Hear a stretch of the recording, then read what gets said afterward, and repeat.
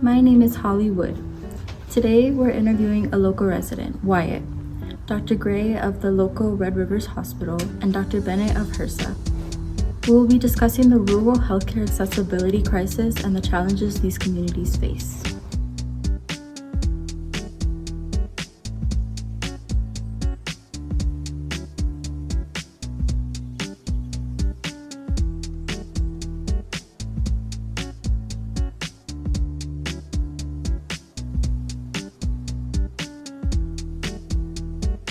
Howdy there.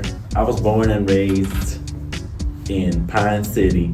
I stay hack, tend to my family, and read the Bible for a living. It's not that much, but it keeps me going. Hi, I'm Dr. Gray, and I'm a primary care physician currently practicing in the Red Rivers Hospital. Hello, my name is Alexis Bennett, and I'm the director of the Office for the Advancement of Telehealth at HRSA. Healthcare? You mean drinking beer and kissing my wife? No, I'm just kidding. I actually running to catch the pigs too in there.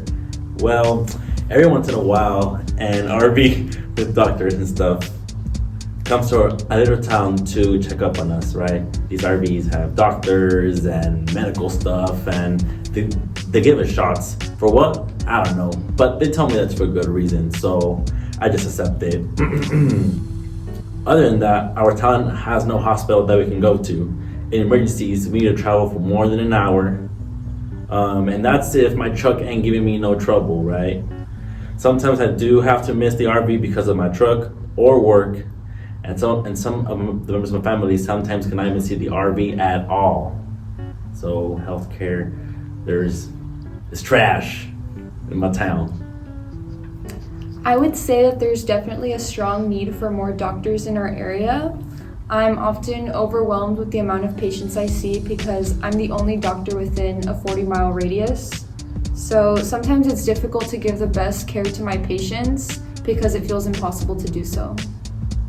I've also been seeing a lack of healthcare providers in the rural areas as well. There are not enough providers in those areas because of the lower level of pay and the presence of more healthcare providers in more specialized fields. There's also students coming out of medical school with limited spots in residency, so there's not a lot of physicians in rural areas.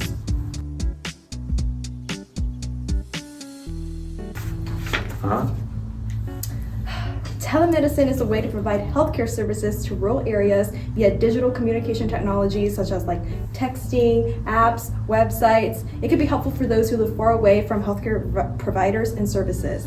It can also address the problem that we discussed previously about the lack of healthcare providers in rural areas. So you're telling me I can call my doctor on my cellular? Yeah. Oh dang, well Jesus did speak of these times. Thank you, Dr. Bennett, for that explanation. I'm definitely an advocate for telehealth services, as this would help me provide a more valuable care to my patients because it might help with the traffic of patients I see. I've heard many of my colleagues talk about grants that provide funding for telehealth expansion in rural areas, but there's a lack of funding for these grants, so not everyone can get it. There are also other issues regarding telehealth, such as challenges in each state's reimbursement rate. So some states may provide reimbursement for certain services that may not be covered in other states, which may limit the number of providers who want to contribute to telehealth services.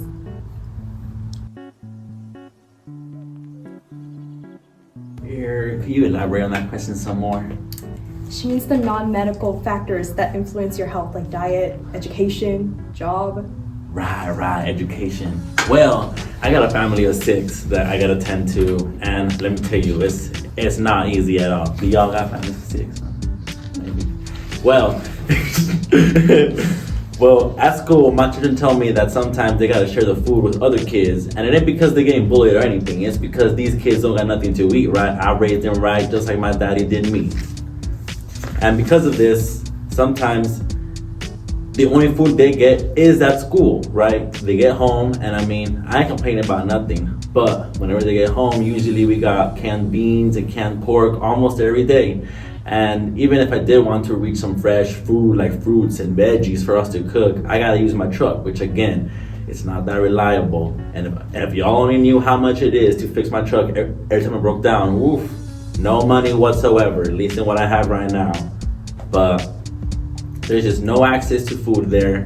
And again, no transportation either. It's just hard to be getting what we need. I definitely agree. An individual's diet has a strong influence on their overall long-term health. Without the proper access to healthy foods, an individual has a higher risk of developing obesity or other chronic diseases. And many of my patients have complained to me, just like how you have right now, that their diet is something that's completely out of their control. So most grocery stores are very far away, as he mentioned, and they might not have the finances to travel to these faraway grocery stores to purchase these healthier foods.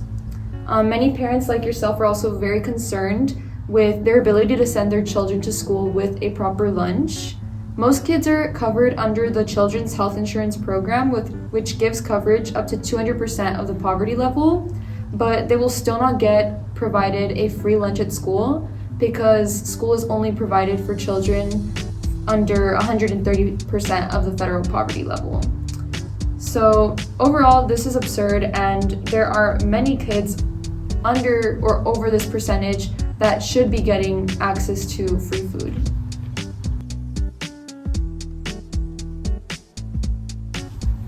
Well, I think the best bet will be to reopen that darn abandoned hospital. I mean, the only people that go in that hospital is people trying to catch ghosts. Other than that, there's no use for that darn hospital. I think if we open that hospital up and put some doctors in there, some nurses, some whatever else people that are in there, I think it will for sure help the community get that medical care they need, right? Every time we have a town hall, of course, the hospital being reopened is always like the top topic of the conversation. But they always hit us with the no funds excuses. Those darn feds are always trying to mess with our little town. There can be funding provided for transportation services so that people can purchase healthier foods. Also, there should be an increase in funding for food banks so that not only this funding can cover the food that is served, but also maybe for delivery services to serve food to families that are a little bit more isolated. The government can also provide funding to protect smaller grocery stores that are often the only source of healthy foods for a community. And definitely more research studies should be funded by the government, as many are still unaware of the struggles that many people of rural communities face. With more studies, it can be ensured that no areas of health are being neglected.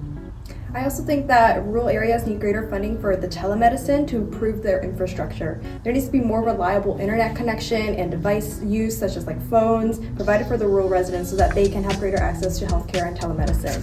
Currently, only 72% of those rural areas have reliable internet access, and so there are funds each year as well that have caps on them, such as the $571 million in 2017 that have adjusted each year depending on inflation. The Rural Healthcare Program is also trying to raise funds for healthcare providers with telemedicine equipment to deliver their services.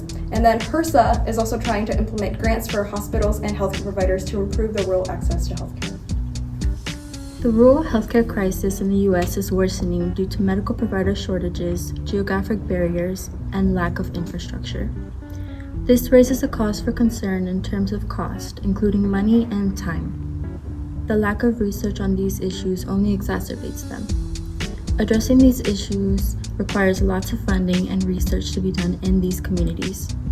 Thank you for taking the time to listen to our discussion today. We hope you learn more about the struggles people of rural areas face.